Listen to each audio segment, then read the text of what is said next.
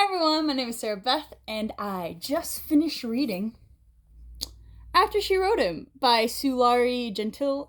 Please forgive me if I'm mispronouncing that name. This book was published in 2020, is about 200 pages long. This was my pick for Barnes & Noble's free ebook for premium members for the book of February. And I'm going to be honest, I was very pleasantly surprised by how good this book is. Yes, it's labeled as a bestseller, but Barnes & Noble's, as of thus far, this is the first good ebook they have given me for free. And that's probably just my choosing. I'm picking the wrong choices, but I will say this. If you like literary fiction and you like murder mystery, check this book out. The main premise, there is an author, Madeline. She's the After She Wrote Him who is being referenced. And she's writing about a literary fiction author named Ned who is thrown into a murder mystery. And at the same time, he's writing about a murder mystery author who's becoming too focused and entrenched into the writing of her novel in which she loses grip of reality. So that's happening at the same time. And just the interplay between the two authors is quite interesting. And there are points in which you're not sure exactly who's real, who's false. Because there came a point where I just took for granted and I said, you know what? I think they're both real. And I kept waiting for them to meet up together. Especially because they share the same literary agent. And so that kind of proves the point that one of them has to be fiction. That's my personal opinion. I think the writing is quite well done. I think it's really artistic the way that the perspectives keep changing between one author to the next, between the stories, and even how they keep having a dialogue between each other, which makes sense to them. Because in my own opinion, when I'm reading stories, a lot of times I will have conversations with book characters because I want to meet them and I'll have daydream about how they act, and I feel like this is along the same line. So I never felt that the author character Madeline, I never felt that she was going crazy, but her husband, it's interesting because there are these love interests. There's the unrequited love on Ned's end between Willow, because she's married and he adores her, and then you have Madeline, who has her husband Hugh, and he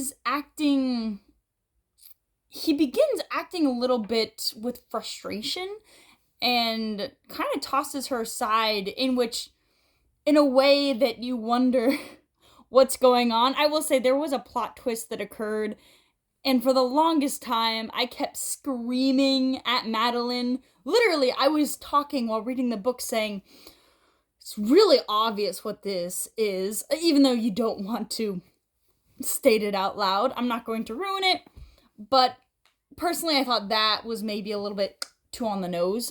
You'll understand if you read the book. It's a quick read.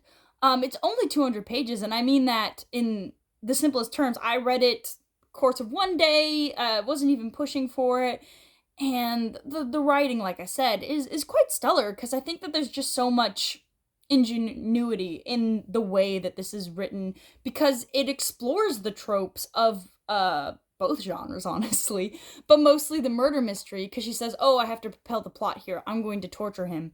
But then after she says that there's a break-in, she basically talks to Ned and she says how she's sorry about it and how she had to do this because of the book, but it's not a real character that she's talking to. And there's just so much empathy between the characters in which they have to force each other into these terrible positions. And in the end, spoilers, just trapping each other in their own devices. And I think that that's what's so beautiful, is I think the author was not afraid to make a lot of these choices and stick with them. The end itself, for me, was gut-wrenching. And a lot of the foreshadowed events in the earlier part of the novel, I finally understood. And there's a very evil character in this novel, and you'll understand. I don't want to give it away because it is a close character. But I do think that that kind of relationship between author and creation is very sacred in this novel, and the idea that, putting down one's work or what it means to be crazy are really interesting themes. Even infidelity is quite large in this novel. And it just touches upon literary fiction type of themes, which you wouldn't expect especially if you look at the cover. It's I know my Nook shows it in black and white, but it's actually a red cover, and it very much screams crime fiction. But like I said, it's probably more akin to literary fiction. I do believe that there is a little bit of spice, not an exuberant amount. I think there's just a little more than I was prepared for, because there's one or two scenes, and then it's kind of just flippant towards that sexual actions. But I still think it's worth a read, except for younger viewers, but definitely not smut, but definitely a little of the spice, just not too much. So that's gonna be a recommendation for me. Very quick read. I think that this genre in general, as of recently, the murder mystery, has become very self-referential, and I'm really enjoying this trend. I read Magpie Murders, which was about an author who was writing about, essentially a fictional detective character while a murder mystery is happening in real life, and I really enjoy that the murder mystery genre has moved in this kind of platform. I think it's very interesting, and I'm looking forward to the next move.